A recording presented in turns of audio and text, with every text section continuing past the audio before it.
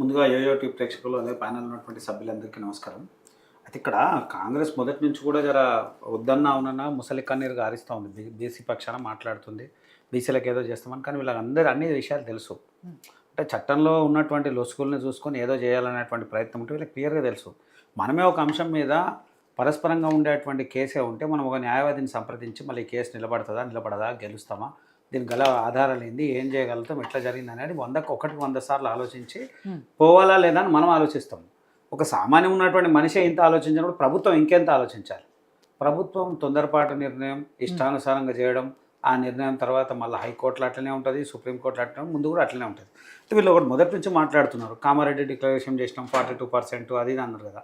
ఒకవేళ ఇవ్వాలి అనుకున్నప్పుడు మీరు ఎన్నికలకు వెళ్ళిపోయి మీ పార్టీలో ఉన్నటువంటి మీ పార్టీలో ఉన్నటువంటి అధినాయకుల్ని, కార్యకర్తలను అందరినీ ప్రసన్నం చేసుకొని 42% కాకపోతే 50% ఇచ్చేయండి రిజర్వేషన్.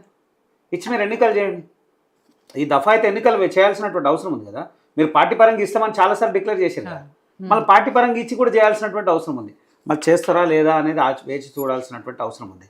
ఈ మొత్తం ఓవరాల్ సబ్జెక్ట్లో వీళ్ళకి క్లియర్గా తెలుసు. ప్రతి అంశాన్ని వీళ్ళకి తెలుసు. అయినా ఏదో ఒకటి ప్రయత్నం చేస్తూ ఉంది, మభ్య పెట్టే ప్రయత్నం చేస్తూ ఉంది. అయితే ప్రభుత్వం తరపు న్యాయవాది కూడా పూర్తి స్థాయిలో ఇది చేయలేకపోయిందంటే మనం ఎంత అసమర్థ ప్రభుత్వం వీళ్ళకి అర్థం కావాలి.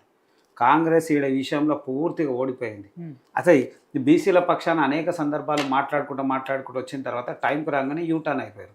ఇప్పుడు ఏం చేస్తారు, రేపా ఎల్లుండా ఏం మాట్లాడితే దూరాలి. దానికి కూడా గల రీజన్ ఉంది. వీళ్ళ దగ్గర ఉన్నటువంటి ఎవరైతే మంత్రివర్గం ఉన్నా లేకుంటే కాంగ్రెస్ పార్టీ ఒకరికొకరికి సమన్వయం ఉండదు. ఏదేం మాట్లాడరు. హడావిడాడో రాత్రి కూర్చుంటారు. రేపు పొద్దున కోర్టు అన్నప్పుడు క్యాబినెట్లో అందరూ కూర్చుంటారు, ముఖ్యమంత్రి కూర్చుంటాడు, మంత్రులు కూర్చుంటారు, బీసీలు కూర్చుంటారు. లాస్ట్కు ప్రభావితం చేసేటువంటి ప్రయత్నం చేస్తారు, కోర్టుకు కూడా పోతారు. మళ్ళీ అన్ని పోయి మళ్ళీ ఏమైందంటే మళ్ళీ ఓడిపోతారు. అంటే ఎక్కడ జరుగుతుంది లోపము? ఖచ్చితంగా వీళ్ళు ఎవరైతే చేయాలనుకుంటున్నారో పూర్తిగా చిత్తశుద్ధితో పనిచేసిన దాఖలాలు ఏం లేవు. ఇప్పటికైనా ప్రభుత్వం ఒక అడుగు ముందేసి వీళ్ళు అంటున్నటువంటి రిజర్వేషన్ అమలు చేయాల్సిన అవసరం ఉంది. అంటే గ్రామీణ వాతావరణం ఉన్నటువంటి పరిస్థితులన్నీ మారిపోయినాయి. ముందటికి ఇప్పటికీ ఎవరికైనా ఎన్నికలు అనేసరికి ఆ ఉన్నటువంటి వాతావరణానికి అనుగుణంగా అందరూ పనిచేస్తూ ఉంటారు. వెంటనే లేదని, వెంటనే ఉన్నదని ఇది చేసేటువంటి ప్రయత్నం చేస్తే అభివృద్ధికి అసలు పూర్తిగా అంచు దూరంలో ఉన్నటువంటి పరిస్థితులు ఉంటాయి. కొన్ని ప్రాంతాల్లో అయితే అది చట్టబద్ధంలో ఉన్నటువంటి ఇబ్బందులు లేదా ఇంకొక ఇబ్బందులు 9 సంవత్సరాలు 10 సంవత్సరాల దగ్గర ఎన్నికలు జరగని ప్రాంతాలు కూడా కొన్ని ఉన్నాయి. అవన్నీ కూడా ఇప్పుడు జరుగుతాయని అనుకున్నారు, కానీ ఏది జరగలేని పరిస్థితి ఉంది. ఖచ్చితంగా భారతీయ జనతా పార్టీ ఈ విషయంలో మొహమాటం లేకుండా క్లియర్ చెప్పింది. నిజమైనటువంటి బీసీల వాటా తెలిచండి అన్నారు. దాని మీద మాట్లాడరు. ఏది మాట్లాడరు? సరే ఏదైనా ఉండని బీసీల పక్షాన్ని నిలబడతామన్నాము. బీసీ నాయకులంతా భారతీయ జనతా పార్టీకి రావడము, మేము కూడా సంపూర్ణమైన మద్దతు, ఆ బంధుకు మేము కూడా పూర్తిగా సంపూర్ణ మద్దతు ఇస్తున్నాం. ఏమాత్రం దాంట్లో సందేహం లేదు. ఈ మొత్తం ఓవరాల్ సబ్జెక్ట్గా చూస్తుంటే ఖచ్చితంగా మోసం చేయాలనే కుట్ర కోణం దాగున్నది. మళ్ళీ వీళ్ళు ఎట్లా బయట పెడతారు, ఏం చేస్తారు అనేది వీళ్ళలో ఉన్న నాయకులే బయట పెడతారు. మేమేం చెప్పాల్సిన అవసరం లేదు. కొన్ని 4 రోజులలో వీళ్ళే ఎవరో ఒకరు బయట పెడతారు. అది ఎట్లనో చూడాలి. తర్వాత సార్ మాట్లాడుకుంటే ఈడబ్ల్యూఎస్ విషయం ప్రస్తావన తీసుకొని వచ్చారు. అయితే ఈడబ్ల్యూఎస్ అనేటువంటి అంశము చాలామందికి ఒక అపోహ వాతావరణం ఉంది. ఒకవేళ నిజంగా కూడా ఇంటలెక్చువల్ చాలామంది ఉన్నారు, వాళ్ళ దగ్గర ఇంటలెక్చువల్ ఫోరం ఉంది కదా, ఒక్కసారి వారిని కూడా అసలు ఈడబ్ల్యూఎస్ చట్టం ఏంది, అది చేసినటువంటి విధానాలు ఏంది, ఆ విధి విధానాలు ఏంది ఒక్కసారి వారు కూడా పునరాలోచిస్తే దాంట్లో వీరు ఎవరో మాట్లాడుతున్నట్టు, ఎవరో తీన్మార్ మల్లన్న వాళ్ళు వీళ్ళు ఏదో మాట్లాడుతున్నట్టుంది. అది కాదు. ఏ రాష్ట్రానికి సంబంధించిన పరిధి ఆ రాష్ట్రానికి అవకాశం ఉంది దాంట్లో సవరణలు చేసుకోవడానికి. గతంలో ఆంధ్రప్రదేశ్ రాష్ట్రంలో, సార్ మీకు గుర్తుందో లేదో ఐడియా ఉందా మీకు? ఆంధ్రప్రదేశ్ రాష్ట్రంలో అక్కడ ఉన్నటువంటి చంద్రబాబు నాయుడు గారు కమ్మలకే అందులో 5% ఇచ్చినండి. కమ్మ సామాజిక వర్గానికే ఒక 5% ఇచ్చారు, పూర్తిగా 5%. 10%లో 5% వాళ్ళకే ఇస్తే మళ్ళీ జగన్ గారు వచ్చిన తర్వాత అదేదో రివైవ్ చేసారు, మళ్ళీ తీసారు, జరిగారు. అయితే ఇది రాష్ట్రాల పరిధికి ఉన్నటువంటి పరిస్థితులు వేరున్నాయి. అంటే ఇక్కడ ఉన్నటువంటి బీసీ వేరే రాష్ట్రంలోకి వెళ్ళినప్పుడు ఓసీ ఉంటాడు, అక్కడ ఉన్నటువంటి ఓసీది రాష్ట్రాల పరిధికి ఉన్నటువంటి పరిస్థితులు వేరు. తర్వాత ఏమైంది, ఈడబ్ల్యూఎస్ అనగా అందరికి ఒక భ్రమ ఉంది. అగ్రవర్ణం కాదు. భారతదేశంలో ఇప్పటి వరకు రిజర్వేషన్ ఫలాలు పొందని ఎవరైనా సరే, వాళ్ళ ఫలాలు పొందని ఎవరైనా, కొన్ని షెడ్యూల్ తెగలు, కొన్ని కులాలు, నోటిఫై కాని కులాలు కూడా ఉన్నాయి భారతదేశంలో. కొన్ని ఉపకులాలు, తెగలు, కొన్ని కులాలు కనీసం నోటిఫై కాని కులాలు కూడా. కానీ వారికి ఏముంది, ఎంఆర్ఓ ఒక సర్టిఫికేట్ ఇస్తాడు, ఆర్థికంగా వెనుకబడి. ఈడబ్ల్యూఎస్ ఎకనామికలీ వీకర్ సెక్షన్, ఇది ఒక అగ్రవర్ణానికో కాదు.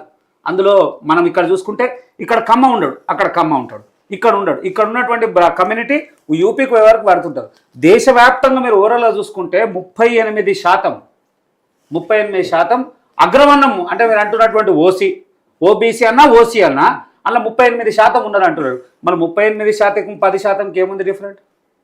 38%కి 10% ఇస్తే 8% వీళ్ళు లేరు.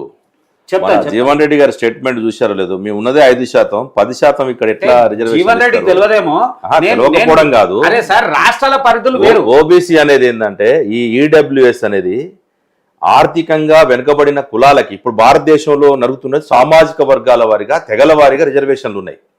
కానీ ఆర్థిక పరిస్థితిని బట్టి రిజర్వేషన్ లేవు. మొట్టమొదటిసారి ఇంతకుముందు కాంగ్రెస్ కూడా ప్రయత్నం చేసింది, కానీ కాంగ్రెస్ ప్రయత్నం చేసినా అది వెనకకు పోయింది. 9 మంది కమిటీతో వేసినటువంటి జడ్జిమెంట్ కూడా అందరూ వ్యతిరేకించారు. మొన్న కూడా ఇప్పుడు 9 మందిలో 8 మంది వ్యతిరేకించినా మీరు ఒకటి క్లారిటీ ఈ ప్రాంతాన్ని ఉద్దేశించే మాట్లాడండి ఆయన. జీవన్ రెడ్డి గారు దేశవ్యాప్తంగా ఉండేటువంటి అంశం ఏం చేసిరంటే సర్వేలో ఎక్కడ బీహార్కేలో వచ్చినటువంటి వాడు కులం ఇక్కడ ఈ ప్రాంతంలో గుర్తించబడదు కాబట్టి వాళ్ళందరినీ కూడా ఓసీలో గుర్తించారు. ఇక్కడ ఓసీల సంఖ్య ఎందుకు పెరిగింది?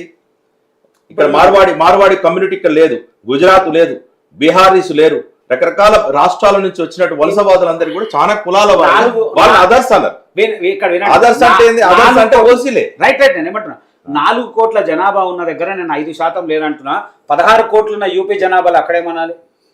యూపీలో 16 కోట్లు అంటే మన రాష్ట్రంతో పోతే 4 ఇంతల రాష్ట్రాలు. నేను ఎందుకంటే ఉత్తరాది రాష్ట్రాలలో బీజేపీకి ఈడబ్ల్యూఎస్ మీద ఉన్నటువంటి శ్రద్ధ ఈ బీసీల పట్ల ఎందుకు లేదు? 42% పట్ల ఎందుకు లేదు? ఎందుకోసం అంటే నువ్వు 2019 జనవరి 7వ తారీఖు రోజు పార్లమెంట్ లో బిల్లు పెట్టినావు, ఈడబ్ల్యూఎస్ బిల్లు. 8వ తారీఖు రోజు చర్చ జరిపి ఆమోదించడం జరిగింది. 9వ తారీఖు రోజు రాజ్యసభలో పెట్టి 10వ తారీఖు ఆమోదించారు. 11వ తారీఖు రోజు రాష్ట్రపతికి పంపడం జరిగింది. 12 ఆడ డిస్కషన్ అయిన తర్వాత 19 రాష్ట్రపతి ఆమోదించారు. 14 నుంచి భారతదేశంలో ఇంప్లిమెంట్ అయింది. వారం రోజులలో ఆగమేఘాల మీద ఏ జంతర్ మంతర్ దగ్గర ధర్నా చేసినా వెనకబడిన వాళ్ళు ధర్నా చేసిరా? లేకపోతే ఎవరన్నా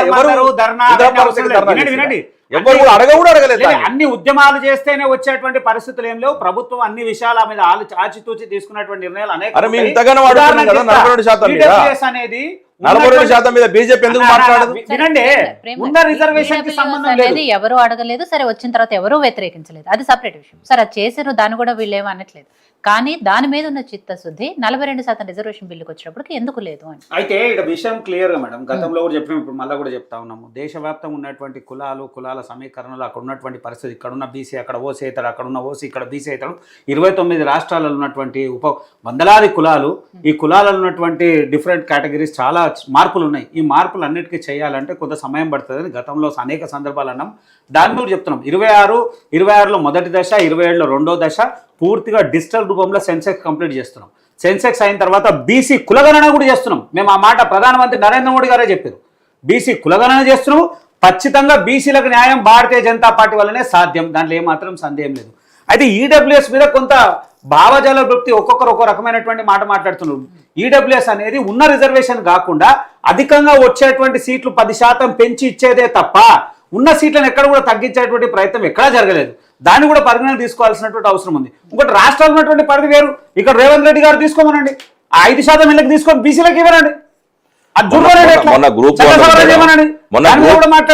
గ్రూప్ 1 స్టూడెంట్స్ లో 86 మార్కులు వచ్చినటువంటి గ్రూప్ 1 స్టూడెంట్ బీసీ స్టూడెంట్ కి సీట్ రాలేదు. 78 మార్కులు వచ్చినటువంటి ఈడబ్ల్యూఎస్ కోట కింద అగ్రకులంలో ఉన్నటువంటి రెడ్డికి 70 సంవత్సరాలు లాభం పడుతుంది అన్న. నేను చెప్తున్నా, 70 సంవత్సరాలు అదే అగ్రకరణంలో ఉన్నటువంటి పిల్లలు, మేము కూడా ఇన్ని మార్కులతో పోయినాం 100 విద్యా ఉద్యోగాలు లేవు కదా, రిజర్వేషన్ లేవు విద్యా ఉద్యోగాలలో.